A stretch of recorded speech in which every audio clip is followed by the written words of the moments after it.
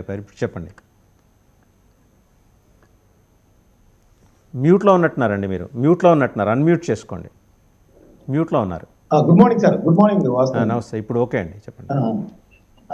ఇప్పుడు కోర్టు ఫీజులకు సంబంధించి ఇందాక ప్రస్తావించారు, దాని నుంచి చెప్తా ఉన్నాయి. కోర్టు ఫీజులకు సంబంధించి ప్రభుత్వాలు ఏ విధంగా ప్రజాధనాన్ని దుర్వినియోగం చేస్తున్నాయి అనేది అంతకు ముందు నుంచి ఉంది. ఇప్పుడు ఇది ఇంకా పరాకాష్ఠకు చేరింది. ఇప్పుడు వాళ్ళ మీద వచ్చే వ్యక్తిగత ఆరోపణలు కానీ ప్రభుత్వం మీద వచ్చే కొన్ని కేసులను అడ్డం పెట్టుకుని తమకు అనుకూలమైన న్యాయవాదులకు ఎంత మేర దోచిపెట్టాలో అంత మేర దోచిపెట్టిన పరిస్థితి కూడా ఉంది మనకి. అదేవిధంగా మనం చూసినట్లయితే ఇందాక నేను ప్రస్తావించాను, ఆడియో సరిగా లేదంటారు, విజయసాయి రెడ్డి గారికి సంబంధించి విజయసాయి రెడ్డి గారు, రమణ దీక్షితులు పింక్ డైమండ్ కి సంబంధించి ఒక ఆరోపణలు చేశారు. పింక్ డైమండ్ చంద్రబాబు నాయుడు గారి ఇంట్లో ఉంది, చెక్ చేస్తే అక్కడ బయటపడితే అని చెప్పేసి దాని మీద అప్పట్లో ఉన్న టీటీడీ బోర్డు 100 కోట్ల రూపాయల మేర బరువు నష్టం దానికి సంబంధించి 2 కోట్లు కోర్టు ఫీజు కూడా చెల్లించారు. ఆ 2 కోట్లు ఇప్పుడు అది వాళ్ళ వ్యక్తిగత ఆరోపణలు తీయడానికి వెంబటే మళ్ళీ వైఎస్ఆర్సీపీ ప్రభుత్వం రాగానే ఆ కేసుని విత్డ్రా చేసుకున్నారు. కానీ 2 కోట్లు మాత్రం కోర్టు ఫీజుగా వెళ్ళిపోయాయి. ఇప్పుడు వెంకటేశ్వర స్వామిని అడగాలి, ఇప్పుడు మనం ఎందుకు ఇచ్చారు వీళ్ళకి, వీళ్ళ వ్యక్తిగత ఆరోపణలకి అని చెప్పి. ఎందుకంటే భక్తులకు ఇచ్చిన 10 రూపాయలు సద్వినియోగం కావాలని కోరుకుంటా ఉంటారు, కోర్టు ఫీజుల రూపంలో వెళ్ళిపోయింది. మీకు గుర్తు చేస్తున్నాను వాసుదేవ్ గారు, ఇది తెలంగాణ ప్రభుత్వంలో కూడా మనం చూసినట్లయితే స్మితా సబర్వాల్ మీద ఒక పత్రికలో వార్తలు వచ్చాయన్నమాట. ఎగనెస్ట్ గా వార్తలు వచ్చేసరికి దానికి సంబంధించి కూడా ప్రభుత్వం ప్రత్యేకంగా నిధులు విడుదల చేసింది.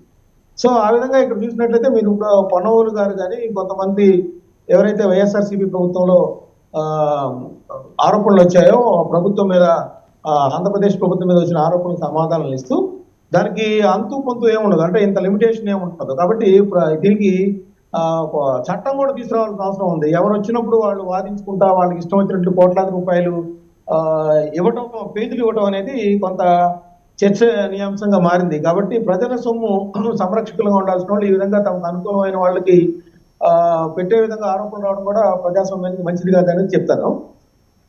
ఇంకా మీరు ఇందాక విజయసాయి రెడ్డి గారు అదే బ్రెజిల్కి సంబంధించి కూడా చెప్పారు, మాదక ద్రవ్యాలకు సంబంధించి. అదే ఇది రాజకీయాలు ఎట్లా ఉంటాయంటే అసలు అవి ఇక్కడ గంజాయి దొరికిందన్నా లేదా మాదక ద్రవ్యాలు దొరికిందన్నా ఎదుటి వారి మీద పొరందడానికి ఉపయోగిస్తారు తప్పితే ఆ ఎలక్షన్స్ లో ఆ సందర్భంగా అక్కడ కంటైనర్ లో భారీ ఎత్తున డ్రగ్స్ వచ్చాయి. అసలు డ్రగ్స్ వచ్చాయా లేదా కూడా ఎవరు నిర్ధారించలా, ఏదో వచ్చాయని ఒక రూమర్ పట్టేసుకుని ఆ రూమర్ ని ఆధారంగా అటు వైఎస్ఆర్సీపీ కావచ్చు, తెలుగుదేశం పార్టీ కావచ్చు, ఒకళ్ళ మీద ఒకళ్ళు చేసి ఆ రోజున అయితే పురంధరేశ్వరి గారి బంధువులకి ఎవరికో డ్రగ్స్ తో సంబంధం ఉన్నట్టుగా కూడా ఫోటోలు, అంటే అప్పుడు ఆ ఫోటో కంటైనర్ ఎవరు, ఆ కంటైనర్ లో ఎవరి పేర్లు వచ్చాయి, ఆ పేర్లు వచ్చిన వ్యక్తి గతంలో వాళ్ళ బ్రదర్ ఎవరు ఉన్నారు, వాళ్ళ బ్రదర్ పురంధరేశ్వరి గారికి బంధువులు, ఇలాంటివన్నీ కూడా వచ్చాయి. ప్రజలందరూ కూడా చూడాలి ఇవన్నీ కూడా. అంటే ఎలక్షన్స్ అప్పుడు ఈ విధంగా ప్రత్యర్థుల మీద బురదలడానికి ప్రజలను ఎట్లా వెరి పుష్పాలు చేస్తారు. మీరు ప్రస్తావన చేశారు కదండి, నేను గవర్నమెంట్ ఆఫ్ ఇండియాకి ఆర్టీఐ కింద వేసానండి. ఎందుకంటే మన స్టేట్ గవర్నమెంట్స్ తెలంగాణ కానీ ఆంధ్రప్రదేశ్ కానీ ఆర్టీఐ కింద మీరు ఏ సమాచారం అడగండి 3 చెరువులు నీళ్లు తాగిస్తాయి, మీకు సమాచారం రాదు. మీరు ఉత్తిన అప్లికేషన్లు వేసుకోవటం మీ సరదాకి, మళ్ళీ నెల అవగానే రిమైండర్లు పంపించడం తప్పితే ఏమి రూపాయి ప్రయోజనం లేదు. బట్ గవర్నమెంట్ ఆఫ్ ఇండియా నుంచి ఆన్సర్ వస్తుంది. వాళ్ళు నేను అడిగిన దానికి వాళ్ళ దగ్గర నుంచి రిప్లై వచ్చింది, మేము we are investigating the details, we will share the complete information అని చెప్పేసి ఆ స్టిప్యులేటెడ్ పీరియడ్లోనే అడిగా కంప్లీట్ ఇన్ఫర్మేషన్. మీరు అన్నారు కదా అదే పెద్ద గంజాయి దొరికింది ఆ కంటైనర్లో అని, దానికి సంబంధించి అడిగా. స్టేట్ గవర్నమెంట్ని అడిగితే ఏం రావు మనకి, గవర్నమెంట్ ఆఫ్ ఇండియా అడిగితే వస్తుంది. ఆ సమాచారం కూడా మనం ఏదో ఒక రోజు డిబేట్లో షేర్ చేసుకుందాం. ఏమేమి దొరికింది, నిజంగా ఉందా, ఉంటే ఎంత దొరికింది, ఇవన్నీ గవర్నమెంట్ ఆఫ్ ఇండియా అయితే ఖచ్చితంగా ఇస్తుందండి ఆర్టీఐ కింద. సార్ ఇంకోటి సార్, అది ఖచ్చితంగా ఆర్టీఐకి చెప్తున్న ఇంప్లిమెంటేషన్ లో చూస్తే అంత గొప్పగా ఏం లేదు.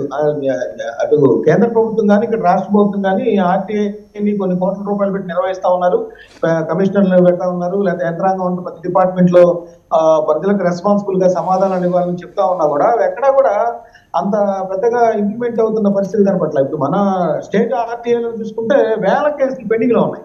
మరి ప్రజలకి పారదర్శకంగా పరిపాలన అందించే వాళ్ళు ఈ విధంగా ప్రజలు అడిగిన వాటికి సమాధానాలు ఎందుకు ఇవ్వట్లేదు అనేది ఒకటి సార్. ఇందాక మీరు పోలీస్ ఆఫీసర్స్ కూడా మాట్లాడుతున్నారు, సరే ఓకే, మీరు తర్వాత అవకాశం ఇస్తూ మాట్లాడండి. పర్లేదు కంటిన్యూ చేయండి, పర్లేదు. సార్ ఇప్పుడు పోలీస్ ఆఫీసర్స్ సంబంధించి ఎట్లా ఉందంటే, ఈ ప్రభుత్వం రాగానే 16 మంది పోలీస్ అధికారులకు చాలా కాలం పోస్టింగ్ ఇవ్వలేదు. ఎందుకంటే వాళ్ళు అంత ఇదిగా గతంలో ఉన్న ప్రభుత్వానికి, వైఎస్ఆర్సీపీ ప్రభుత్వానికి అనుకూలంగా పనిచేశారనే ఒక ముద్ర వేయడంతో వాళ్ళందరికీ పోస్టింగ్లు ఆపేశారనేది బహిరంగ రహస్యం. వాళ్ళందరూ కూడా ప్రతిరోజు డీజీపీ ఆఫీస్ లో వచ్చి రిపోర్ట్ చేయాలి, టైమింగ్స్